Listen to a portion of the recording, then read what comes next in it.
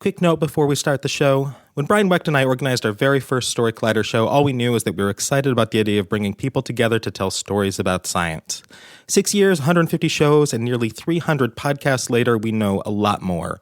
But this idea of all kinds of people coming together around a shared love of science and story, that still drives everything we do.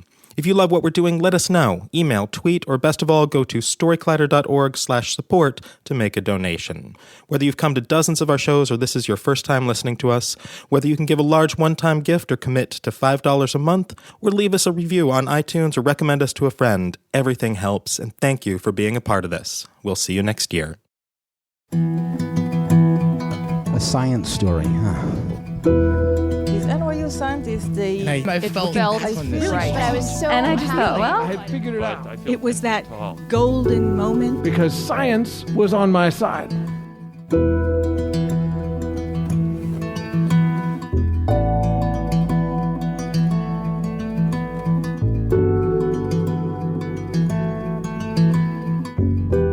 Hi everyone, I'm Ben Lilly, and welcome to the Story Collider, where we bring you true personal stories about science.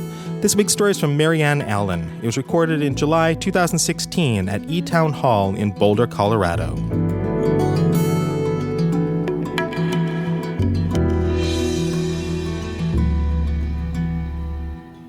we stood out back of the church, a couple of awkward little girls, talking about boys and parents and the greatest hit on the radio, Achy Breaky Heart. We thought we were really cool.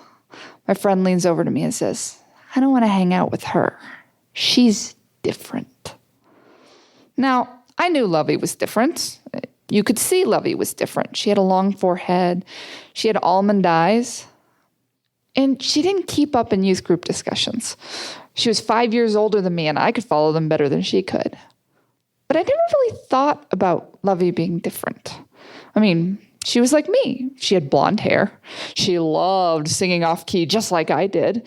We would sing at the top of our lungs, there's a flag flown high. We enjoyed ourselves. She was like me. So when I had to make the choice, when my best friend told me she didn't want to hang out with Lovey, I didn't know what to do. Sometimes I chose really well. Sometimes I would say, no, I want to include Lovey anyway. Come on with us. Sometimes I didn't choose so well. Sometimes I excluded her. I knew that her mother wouldn't let her go outside with us unless she asked. So I would sneak off before she could. And I felt really, really guilty. But I gave in to that peer pressure. Several years later, 20, I was a cancer researcher. Now, cancer research is awesome. There are a lot of people with cancer. It's a horrible thing, and everybody knows that. $5.6 billion a year by the federal government in funding, and I was enjoying myself. But I was faced with an opportunity. My previous boss had gotten a new job. He was going to be running the Linda Cernick Institute. The Linda Cernick Institute studies Down syndrome. Now, years and years ago, I'd known that Lovey had Down syndrome. She had an extra copy of chromosome 21. I didn't really get what that meant, but, it made her a little different. I hadn't noticed so much. But I'd always wanted to know more about Down syndrome because I liked Lovey. So I started going to their monthly meetings, and boy, did I learn stuff I didn't know. 100 years ago, people with Down syndrome generally didn't survive past 8 years old. But now we've got heart surgery, and that heart surgery can make them live almost to normal lifespans. Not quite, but close. And I enjoyed learning about Down syndrome. I learned all sorts of stuff I didn't know. I didn't know that there was problems with muscle weakness and constipation and obesity. But I learned some really neat stuff too, some really positive stuff, like, did you know they almost never get solid tumors? Certain types of cancer are so rare in them that scientists have noticed they don't tend to get breast cancer. And so these meetings were really fun. They were really interesting. I learned a fact about Alzheimer's, though. About half of the people with Down syndrome get Alzheimer's by 40 years old. And I realized Lovey was 40 years old. I hadn't talked to her in years. My parents had moved away. But they knew some friends and who knew some friends who could get us back in contact with her parents. So, a couple days after Christmas, I got in contact. I wanted to go see Lovey again. Showed up at her house. She goes by Lovina now. Lovey was her name when she was a kid. She works at a restaurant. We talked about our jobs. She fills the salad bar, and her boss thinks she's really good at it. And we both talked about how we love computers and the internet and such cool things out there nowadays that we didn't have when we were kids. She sat and read my daughter a story. It was a really fun visit. When we went to leave, her mother pulled me aside. And she said to me, Lovey never forgot you. She remembered you, and she remembered you as someone who included her. Someone who wanted to say hi and wanted to see her. I felt a little guilty. I could remember those times where I hadn't. But she didn't remember those. She remembered the inclusion, not the exclusion. So I went back to my job and continued to go to these monthly meetings, learning lots of really neat stuff. One of the saddest things I learned was the amount of funding that there is for Down syndrome in the government. The government doesn't fund a ton of Down syndrome research. They fund some, but not near as much as cancer. But I got an opportunity.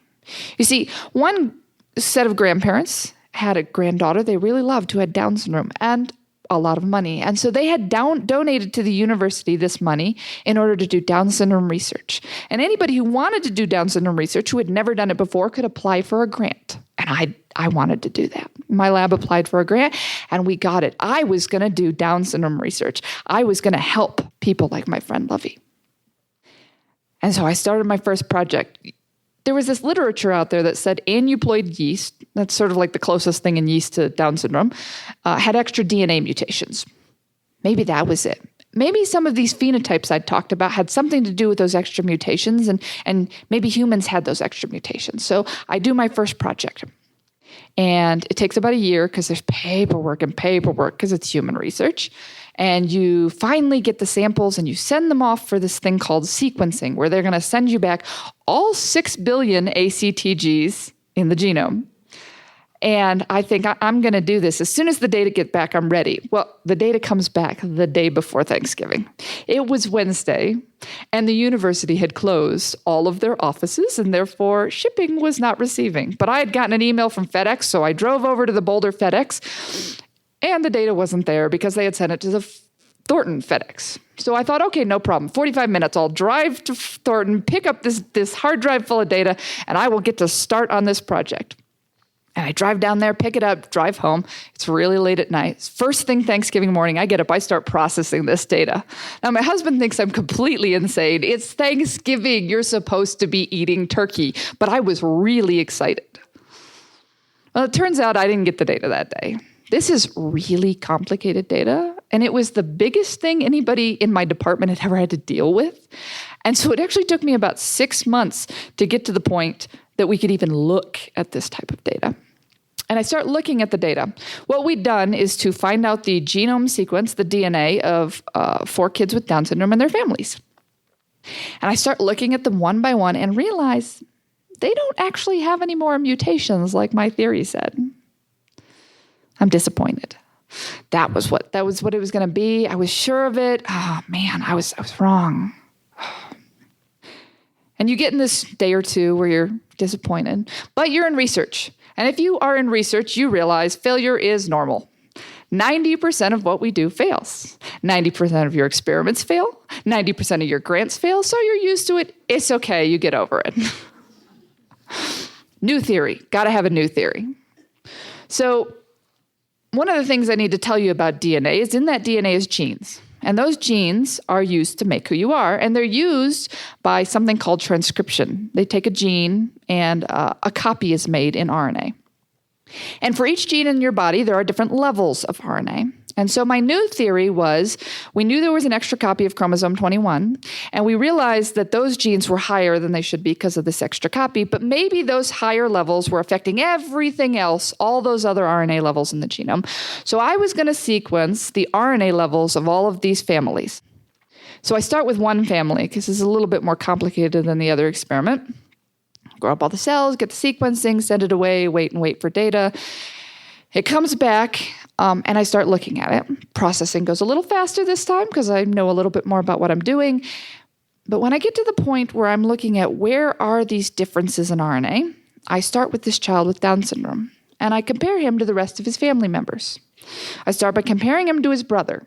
Oh, look at that. There are 600 genes with different RNA levels. This is really good. Let's compare him to his mother.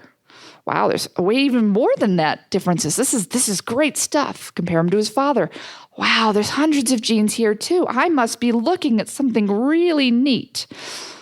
But there's something that scientists know. You always have to do something called a control. In other words, what did you expect to see? And so in order to find out what I expected to see, I take his brother and I compare his brother to his father. Oh, look at that. Several hundred genes change when I compare the brother to the father. Well, okay, so let's look at the brother compared to the mother. Oh, same thing, several hundred genes. Of course, individuals vary. Every 2 people in this room have different RNA levels. And what I realized with the number of differences I was seeing between this child with Down syndrome and all of his other family members was about the same number of difference I was seeing between any 2 people, at least any 2 closely related people. And I realized that I couldn't tell which of these differences, if any, were due to Down syndrome.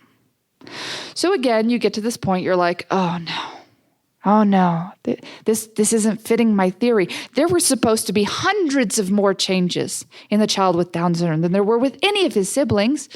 No, they're not. And I was a little disappointed. But then I was a lot disappointed because I realized I was about to give a talk at the Linda Cernit Institute about my data, and I had expected to find lots of things related to Down syndrome. And here I was realizing that most of what I was seeing was probably individual variation, the differences between 2 people. So I got a little nervous because I knew what they were expecting to see.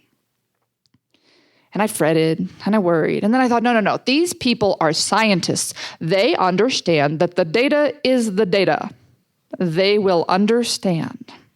And I'd almost convinced myself of that the day of my talk. But I clearly hadn't because my stomach was still turning when I walked up front and I started presenting this data. It was a pretty good presentation until we got to Q&A. When they started saying, you did this wrong. You should have grouped people with Down syndrome against people without Down syndrome. You would have seen the differences that way. You did this wrong. My data is showing differences. Your data isn't. You did this wrong. So I go home feeling dejected, useless. They have just funded me to research Down syndrome for 2 years. I had expected to find amazing differences, and I had found they were pretty similar to the rest of their family. Again, I was disappointed and dejected. But then I remembered this story I told you guys at the beginning. This story of my friend leaning over and saying, she's different. And I remembered my reaction.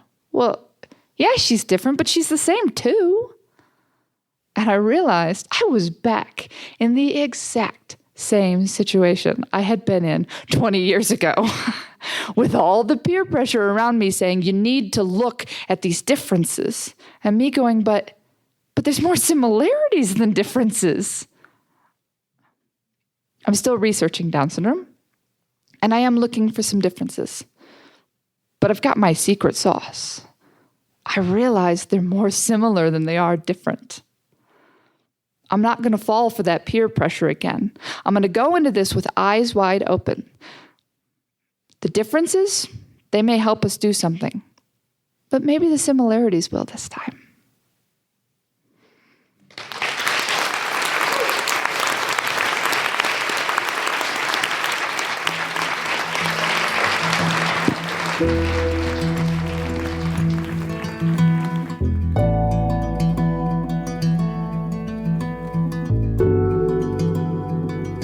That was Marianne Allen. Marianne is a C postdoctoral fellow at the University of Colorado at Boulder. Her work focuses on genetically encoded suppressors of the deleterious Down syndrome phenotypes and exploring the molecular basis of expression dysregulation in Down syndrome. Special note before I go on, in 2 weeks we'll be changing up our format just a bit. Instead of just one story per episode, starting on January 6th, we'll have 2, so get excited for bonus stories. We're grateful for the support of the Simons Foundation, who helped make this all possible. The Story Collider is produced by me, Brian Wecht, Aaron Barker, Ari Daniel, Christine Gentry, Shane Hanlon, Rosie Waldron, Cassie Soliday, Nissa Greenberg, and Liz Neely. The podcast is produced by Zoe Saunders, and the theme music is by Ghost. Special thanks to Down syndrome researchers for all that you do. Thanks for listening.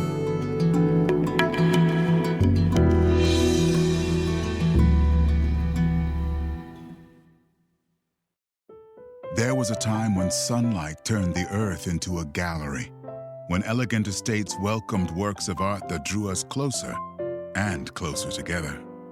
It was a captivating time. It was spring, this spring at Biltmore. Plan your visit or overnight stay so you can enjoy the marvelous works of Chihuly while every corner of Biltmore blooms. Reserve now to get spring savings at Biltmore.com.